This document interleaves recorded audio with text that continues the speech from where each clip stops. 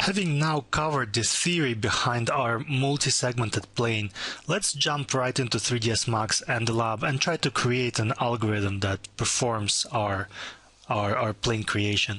So I will just open the scene that we saved out a couple of videos ago, and this one has a plane with configurable width and height, and we're just going to build on top of this previous result to add an option for users to create segments within the plane. I'm going to click Edit Plugin so we can bring up our lab editor.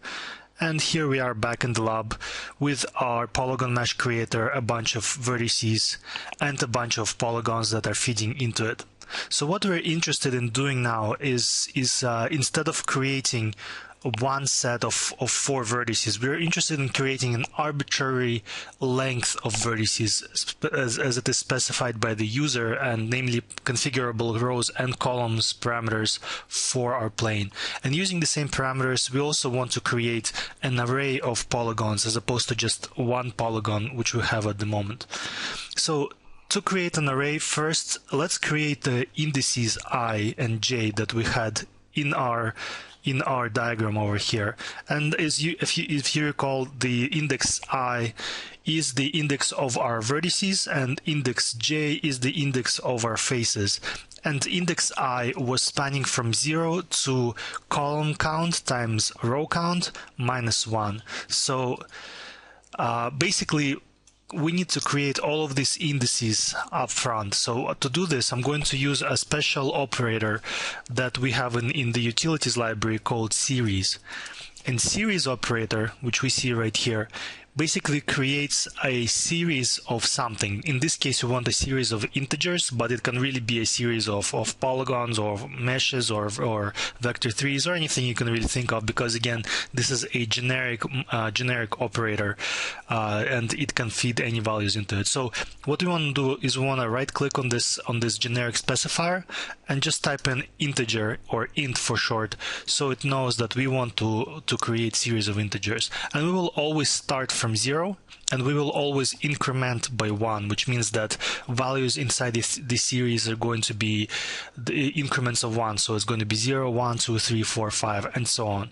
So the key thing now that we need to figure out is what is going to be the length of our series. And as we have already established, the length in this case, let's call this series series I. So because we are generating index I, which are the indices for our vertices. So series I is going to span from 0 to the number of rows and columns that we have in our mesh. And to let the user specify the rows and columns, let's just add a couple of ports. I'm going to just drag this onto nothing to add the port, and as you can see, this doesn't update, and I'll explain why in a second. But here we now see that there is an extra input that we just added, and let's add another one. So we now have 2 inputs. I'm gonna drag this input out, and as I'm dragging it, I'll just right click on it, and we get a special menu here. This menu allows us to specify the value of this port, because when you just create a port, an input port, it doesn't really have any value associated with it. It can be really anything. And there are 2 ways of specifying the value. You can either connect it to a node, and it's going to derive what value it wants to have from that node, or we can do it manually. And in this case, let's say that it is an integer input, because we want our rows and columns to be integers. And as I click on this, we can see that it pops up here in the user interface, and it is an integer. And any inputs that are undefined, that don't have a value yet, are not going to appear in the user interface, because it just doesn't know how to let the user specify its value. So I'm going to repeat the same thing for input 1. I'm just going to right click, and I'm going to specify integer. And now we can create a multiply node that will multiply our rows and columns. For now, the names are input and input 1, but we'll change that in a second. So I'm just going to add a multiply node, just like we did before. It's operator.multiply. It is a generic node, but if we start wiring things into it, so we'll wire input 1 into it, it automatically snaps into being an integer multiplier node. And now can do the same thing for input 1. So we just connect the input 1 and input 2, and we can rename this port. So let's rename this. The first one will rename the number of columns. So this is columns, and you see that the user interface updates automatically. And the second one will be number of rows. So we see the user interface updating automatically here.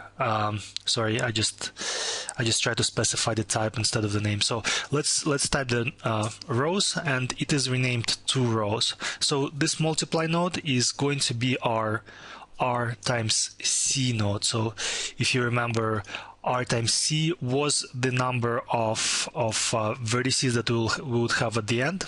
Here we have it as C times R, and this is going to be our collection of I. So we can feed this R times C as the length of our series for I, and now this output of series of I is going to span from 0 all the way to the RC count.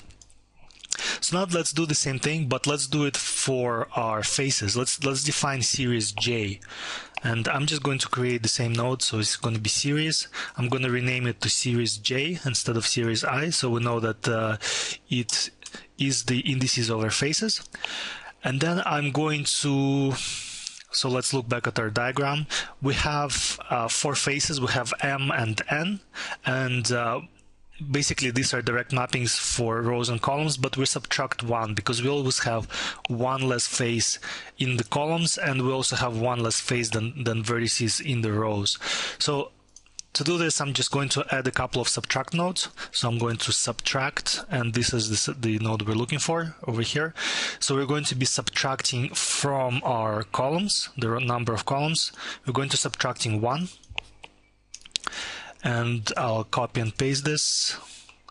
And in the second subtract node, I'm going to be subtracting our rows. And let me just kind of move this out of the way so we don't get a cluttered view here, and we can deal with those later. So for now, I can rename the very first subtraction node to M, because this is essentially C minus 1, and the second one is going to be our node N, which is R minus 1. And for our series J, we can just repeat the same thing as we did before. So I'm going to copy and paste the multiply node, and instead of RC1, this is going to be MN. So we were multiplying M by N, and I'm just going to wire these things in to multiply them together for our final result. So series J is going to span from 0. It's going to have a length of M times N, which is the total number of faces we want to have. And it's going to be, again, let's specify that as an integer node. So it's going from 0 to M and N, M times N, and the increment is going to be 1, just like we have for our vertices. So now we have defined the 2 series nodes, and because we are going to be iterating over each one of these, each one of the indices inside the series, we can create a special subgraph which will perform operations on every single index that we specify. And this is the reason why in the previous video where we had a diagram, why we had to deal with individual indices I, and we had to determine y for each y, how we get the 3-dimensional coordinates, and then how also we get the 4 face indices given an index j. So I'm going to create a subgraph. So all of the stuff that we have in here is a part of a graph, and this graph is the first level graph, so it's the top level. And what I can do is I can create a graph within this graph. So I do this by right-clicking and typing in graph. And the very first option that I get is a sphere modeling .graph, which is a subgraph node, and by default it just has one graph output and doesn't really have any graph inputs. But if I double click on it, I am taken to this subgraph, and I will explain more on this in the future. But as you can see, the URL, or the X path as we call it for lab, has changed here. Now before it was selecting everything from the root graph. This star sign means it's selecting everything, and now it's selecting everything for the graph node of the root graph. And inside the subgraph we can start figuring out how to generate the vector 3 output for any given vertex index. So what we will be taking into this graph is all the information required to create the coordinate for our vertex, and what we will be outputting from this graph is the final 3D coordinate of this vertex. And as we can see here from our previous calculations, the only thing that we need to generate our 3D coordinates is the index I for the vertex. We need to know how many vertices we have for each row. So we need the C parameter or columns, and then we also need the width and the height parameter. And these are the only things that we're going to need for this graph. So once we have this, we can define a value called VR, which is the row of the current vertex. And let's actually create a node for it. So for VR, all we need to do is to create a divide node, because we're going to be dividing I by number of columns. So I create a divide node. And just like we drew in the diagram here, we want to have just the integer part of this division. So instead of initializing this to floating point, I'm going to be initializing this to int, which is our integer part. So now this divide node takes an integer, takes two integers and just gives us the integer part of the division. And I'm going to rename this as vertex row. So this is going to give us the row of a vertex. To get the column of our vertex, we need to do the same thing, but we need to get a modulus of I divided by C. So I'm going to start typing. I'm going to type modulo rather. So modulo operator, and this is what I'm going to create for our columns. I'm going to rename this RC, or rather VC, which is going to give us our column index. And again, I'm going to initialize the output to an integer value. For the very first input for both of this, we need to actually have our vertex index, and let's add an input to our graph, which will be specifying our vertex index. So I'm going to be wiring this as the first parameter to both the column and the row nodes. And this very first input I'll just call I, because I is going to be our vertex index. And the second input for both of this is our C input, which is the number of vertices we have in each row, or alternatively the number of columns we have for our plane. So I'm going to add another input. I'm just going to directly connect it as I added to the second value of each one of these nodes, and I'm going to rename this one C, or we can call it columns, but because we already defined these things, I'll just call it C. And now we have, this is going to give us, based on any index I, this is going to give us the number, the index of our column, and this is going to be the index of the row of our vertex. Once we have these two indices, we can multiply them by some value, which we have here, defined here as width and height. So let's just create two multiply nodes. I'm gonna multiply this value, but the multiply nodes will be floating point values. We don't want them to be integer like we have these nodes, because we want the multiplication to be smooth as opposed to choppy. We don't want it to go from 0 to 1 to 2. We want to have actual in between decimal values. So I'm going to specify float here, and it's going to initialize the multiplication node to float. And what I can do now is I can wire this integer output directly into my float input, and the lab is smart enough to automatically convert this value from integer to float for us, so we don't have to worry about adding an extra node, which will be something like integer to float node, because this is automatically handled internally by the system. And we're going to be multiplying this value by an extra input, which we'll add, and this input is going to be our width, or something that we will define a bit later on. So for now, let's call it width.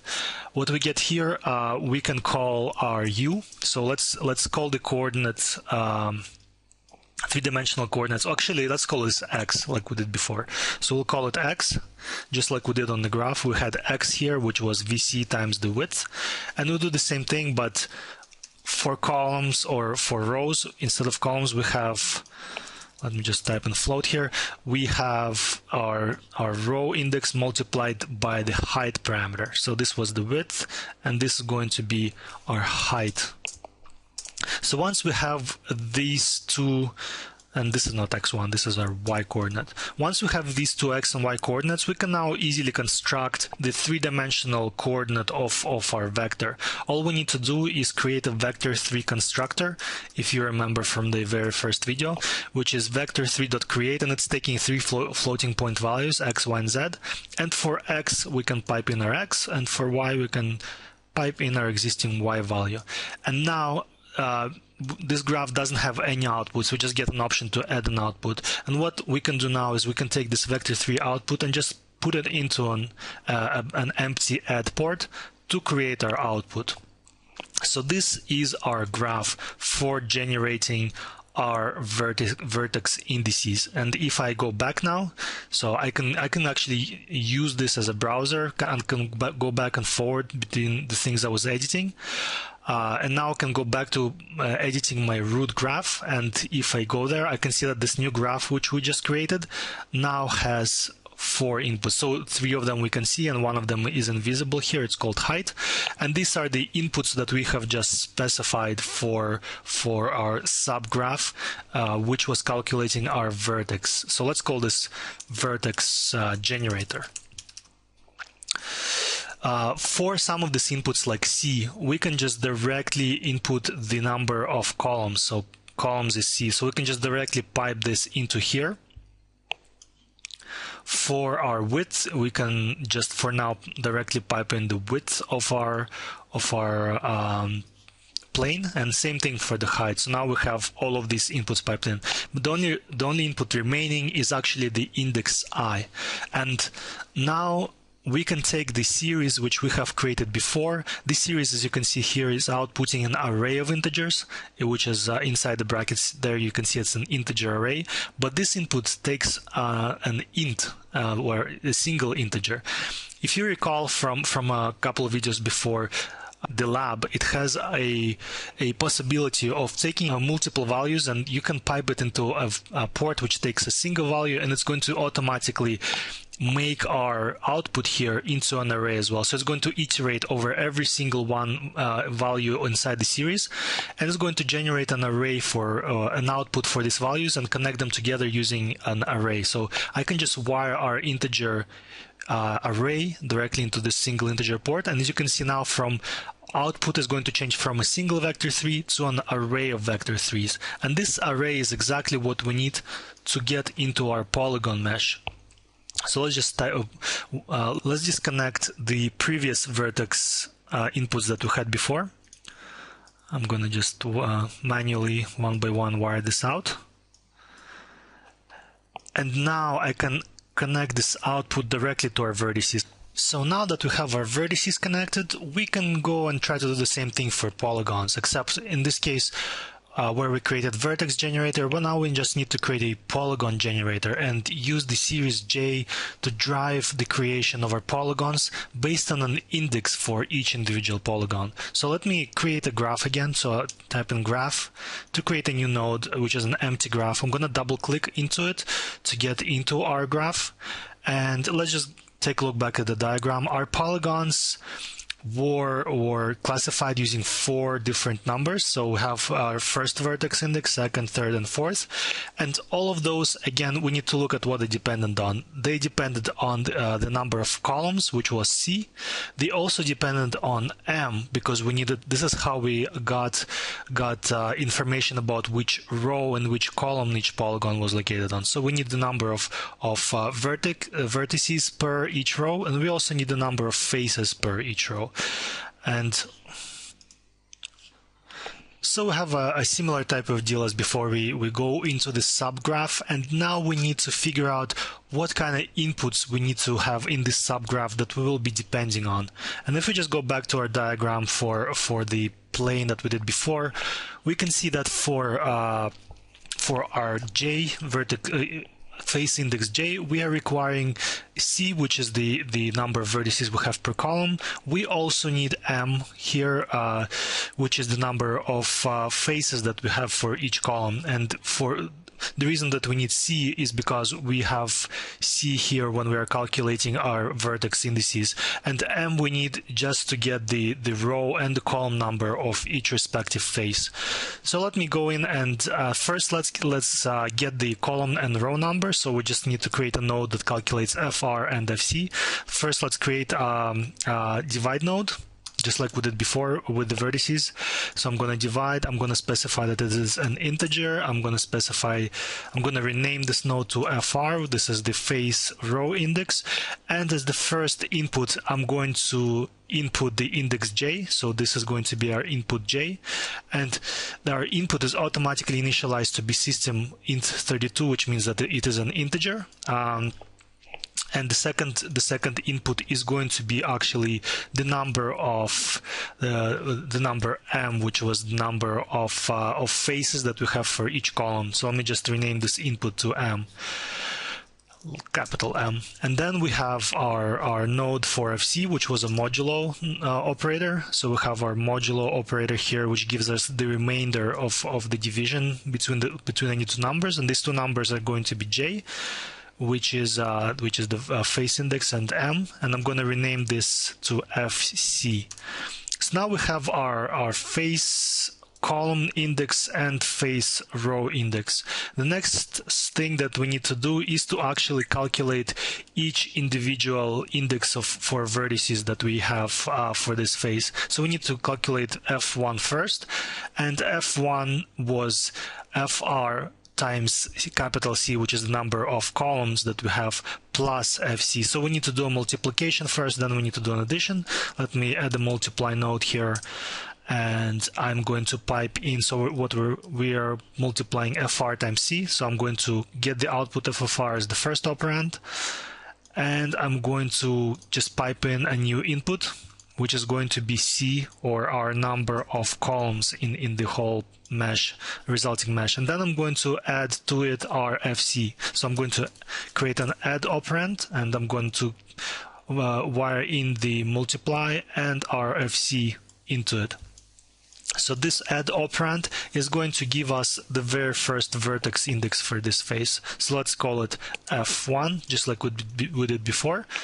And let's go back and look at our diagram. f2 was f1 plus 1, so f2 is going to be easy. I just create add operator again, and to this result I will just add 1, and this is going to be our f2,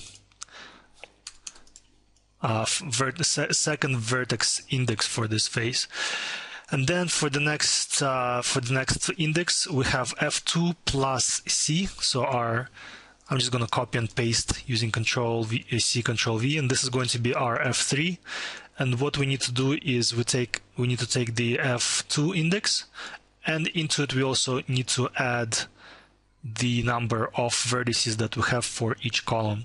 And the very last index, if you remember, was just simply the third vertex index minus 1, and this is because our last vertex was directly preceding the third vertex. So we just need to subtract 1. I'm going to create a subtract node, and I'm going to wire this output into the first operand, and we're going to be subtracting 1 from it.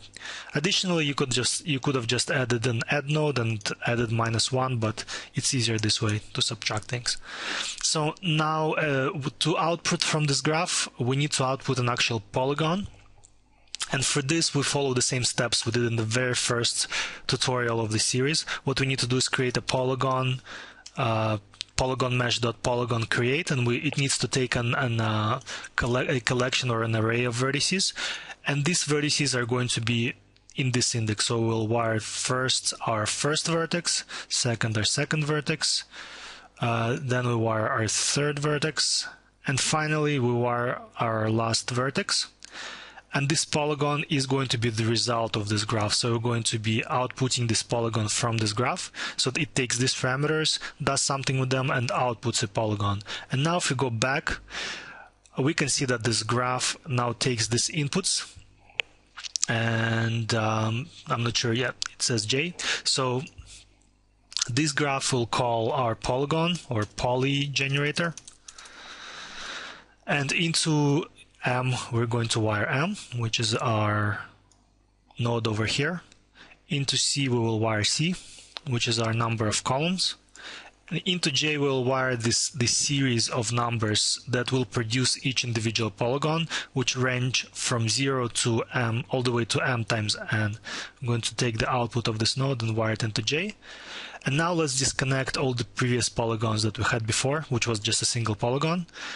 And into this polygons port, which takes a collection of polygons, we'll wire this polygon result that we have here. And as you see now, it's an array of polygons, because into J, which expects a single integer, we're wiring in an array of integers. So as a result, which typically outputs a single polygon, we're getting an array of polygons as a result. And we're just going to wire this into the polygon port. And now we can go ahead and start to see if our approach works. So columns we set to 2, rows we also set to 2. So this means that we have 2 vertices per column, 2 vertices per row. And as I increase these values, we can see that our mesh now gets more vertices and more columns. And if I now start playing with the width, it actually resizes the mesh both vertically and horizontally. So this is kind of the result we wanted, but not really, because right now it's kind of creating, you can see that it's creating new polygons as you keep changing the values, and it's not necessarily inserting them while keeping the width and height constant. So to remedy this, let's make one last quick change here, and this will be concerning vertices. And what we want to do here is we want to, instead of just directly multiplying our vertex row and vertex column index by our width, what we want to do is get not the column index, but we want to get a number between 0 and 1, where 0 is the very first vertex and 1 will be the very last vertex, and then multiply that by the width to get, so the maximum value we can possibly get is width, because 1 times width is width, and this will give us a very constant result. So to get this number, to get this vertex, the column index between 0 and 1, all I need to do is take the existing index, which spans from 0 until C, and divide it by C. So I need to divide this number. I need to divide this number by C, or actually, to be more precise, it needs to be C minus 1, because the very last index for our vertex is not C, it's C minus 1, since it's 0 based. So I'm just going to subtract 1 from C here. I'm going to take C, I'm going to subtract 1 from it. And our division is going to be a floating point division, because we want a smooth number from 0 to 1. We don't really want either 0 or 1.